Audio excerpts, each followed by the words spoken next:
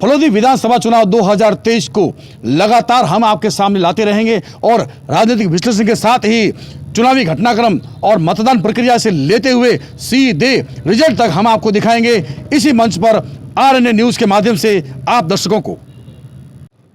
फलोदी विधानसभा चुनाव 2023 का जो शंखनाद हुआ है वो कुछ अलग तरीके से हुआ है।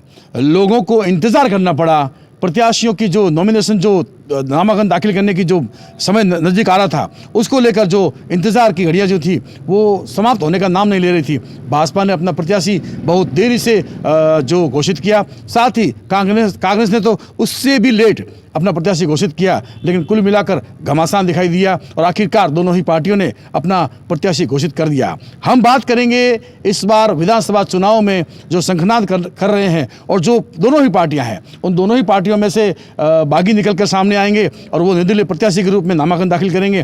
किस तरह से समीकरण बिगाड़ेंगे, किस तरह से ये लोग अपना जो दावा ठोकेंगे और अपना वर्चस्व कायम करेंगे, पार्टी में दिखाना चाहेंगे आलाकमान को कि हम भी हैं, हमें दरकिनार करना कहीं ना कहीं आपको भारी पड़ेगा। हमारे साथ हैं वरिष्ठ पत्रकार धर्मेंद्र कुमार सोनी। उनसे हम बात करेंगे कि इस बार जो चुनावी घटनाक्रम है उसको लेकर आप किस तरह देखते हो और किस तरह की जो ये समस्या दोनों ही पार्टियों के सामने आ सकती है। हालांकि निर्दलीय भी अपने दावा ठोकेंगे। सोनी जी, क्या लगता है आपको इस बार जो है वो मतलब दोनों ही पार्टियों के ऊपर संकट आ जाएगा या किस तरह से समस्या सामने खड़ी हो रही है? देखिए राजू, कि जिस तरह से ये घटनाक्रम सामने आ रहा है, सोशल मीडिया के माध्यम से भी आ रहा है और प्रत्याशी जो खड़े होने वाले हैं निर्दलीय, उनकी तरफ से भी आ रहा है कि कांग्रेस में भी बगावत के सुर कायम है। ऐसी जानकारी आ रही है कि कल कुम सिंह पातावत, जिन्होंने पिछली बार भी निर्दलीय ताल ठोकी थी पार्टी से बगावत करके और 48,000 से ऊपर वोट लेके आए थे और तीसरे नंबर पर रहे थे, लेकिन कांग्रेस को कैंडिडेट में हराने में उनका बहुत बड़ा हाथ रहा। इस बार भी जानकारी आ रही है कि वो कल नामांकन पत्र निर्दलीय के रूप में दाखिल कर रहे हैं, क्योंकि उनकी सोच ये है कि भी मुझे टिकट मिलना चाहिए, ये उनकी सोच है। अब रही बात भाजपा की, तो भाजपा में पहले अंदरूनी कलह थी लेकिन वो बाहर नहीं आ रही थी। लेकिन कल एक मीटिंग हुई समाज की, उसमें भाजपा के युवा नेता और पंचायत समिति फलोदी के पूर्व प्रधान अभिषेक भादु, जो अपने आप में एक वर्चस्व भी रखते हैं और उनकी जो जाति है, जाति विशेष से भी वो अच्छे खासे उनमें उनका वर्चस्व है, वो भी कल ताल ठोकने वाले हैं। तो कहीं ना कहीं जो भाजपा प्रत्याशी है पब्बा राम, जो चौथी बार भाजपा ने उनको कैंडिडेट बनाया है, विश्वास जताया है, उनके लिए भी राह आसान नहीं है।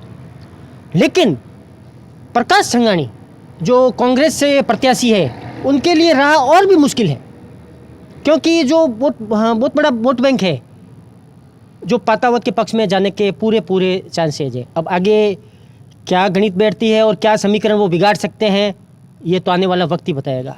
निर्दलीय प्रत्याशियों की जहाँ तक बात करें तो दोनों ही पार्टियों से बागी निकल के सामने आएंगे, जो कहीं ना कहीं दोनों ही पार्टियों की राह में कांटे बिछाने का काम करेंगे। हालांकि हम बात करें जातिगत समीकरण की तो वो भी कहीं ना कहीं बिगाड़ेंगे। हम आप बात करें माइनॉरिटी की तो दोनों ही, चाहे कुम सिंह पातावत हो चाहे वो अभिषेक भादु हो, दोनों ही कहीं ना कहीं अपने वोट बैंक का इस्तेमाल करेंगे और वो लोगों को अपनी ओर खींचने का प्रयास करेंगे। हम ये बात करते हैं कि ऐसा कब होता है जब ये दोनों ही पार्टियों में से बागी निकल के सामने आते हैं? देखिए, जो भी आला कमान है किसी भी पार्टी के, और हर किसी को तो संतुष्ट नहीं कर सकते, लेकिन हर किसी की एक महत्वाकांक्षा होती है कि मुझे टिकट मिलना चाहिए। अब जो इसमें होता ये है कि कभी कभी जो वास्तविक प्रत्याशी होते हैं, जो पब्लिक के दिलों में होते हैं, वो पीछे रह जाते हैं। जैसे महेश व्यास, देखा जाए तो उन्होंने 5 साल में बहुत मेहनत की और सबको ये एक लग रहा था कि भाई महेश जी को टिकट मिलेगा, महेश व्यास को टिकट मिलेगा, लेकिन उनको टिकट नहीं मिला। लेकिन फिर भी वो शांत है, वो कह रहे हैं कि मैं कांग्रेस को जिताने में पूरी मदद करूंगा।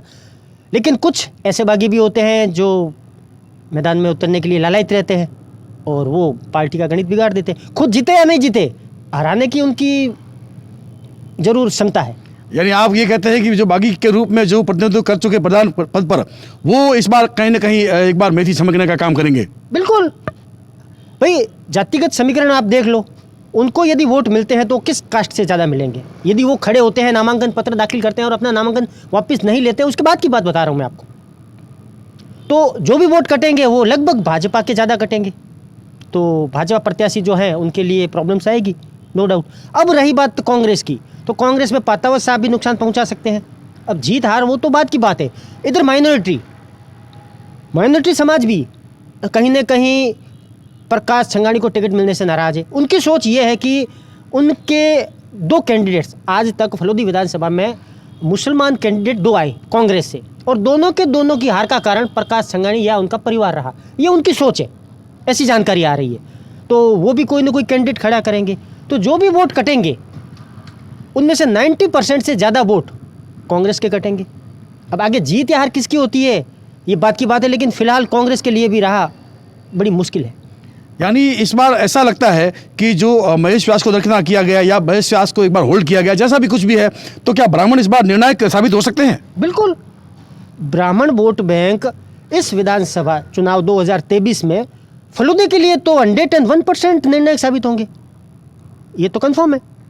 निर्दलीयों की क्या रोल है? निर्दलीय जो होते हैं वो कहीं ना कहीं एक ऐसे ही होता है जो मतलब पार्टी से निकलने वाले तो निकलते ही हैं, लेकिन अलग से जो जिसको दोनों ही पार्टी से कोई मतलब नहीं होता, वो किस तरह से अपना रोल करेंगे? उनका ज़्यादा रोल नहीं रहता, या तो 1500-2000 वोट में वो उनकी कैपेसिटी इतनी रहती है मेरे हिसाब से। अब कोई अच्छा निर्दलीय है जिनकी पकड़ पब्लिक में ज़्यादा है तो वो 4-5 हज़ार वोट लाके किसी न किसी पार्टी को नुकसान पहुंचा सकता है, लेकिन ये नुकसान भी कभी कभी बड़ी जो पार्टी है उनके प्रत्याशी को हराने में बहुत बड़ा रोल अदा कर देता है। बहरहाल जो भी हो, एक हम आपको बात बता दें कि इस बार जो हमारा राजनीतिक विश्लेषण है वो आपको ये साफ साफ दर्शाता दिखाई दे रहा है कि दोनों ही पार्टियों के कैंडिडेट को अपने बागियों को मनाना होगा, अन्यथा राह आसान नहीं होगी।